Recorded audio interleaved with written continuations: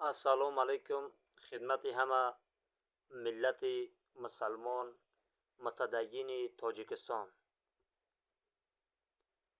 اسم من ذبیح الله فرزند سراج الدین نواسه حاجی بازار از شهرستان چاهاب ولایت تخار می باشم.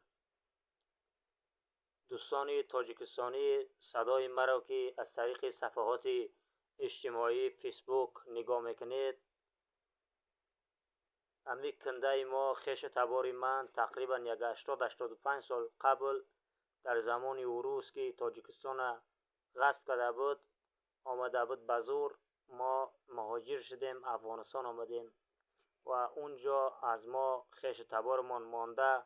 چرا باباهای ما اینا اونقدر دنبال این گپ نگشتن، بی سواد بودن و حالا به من رسیده که کنده های ما در تاجیکستان می باشد که ما از مومن آباد کولاب تاجیکستان هستیم و کنده ما مشهور به کنده استا کریم دیگریز می باشد که پیسر یمی استا کریم دیگریز محمد یوسف بود.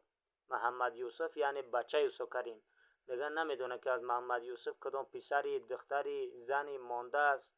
دیگه ای امی استا کریم که هست بابی کلان مرا که زنده است، همیال افغانستان زنده است، سنش 125 سال سن داره، حالی هم زنده است. اینجا اینها را سر داده بودم، اینجا بانده بود، خودش تاجیکستان رفته، اونجا دوباره زن گرفته.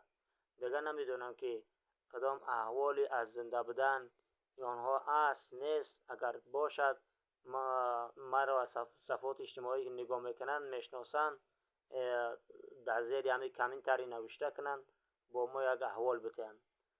از شهرستان مومن آباد کولاب تاجیکستان به نام کنده استا کریم دیگریز و محمد یوسف پسری استا کریم دیگریز. السلام علیکم.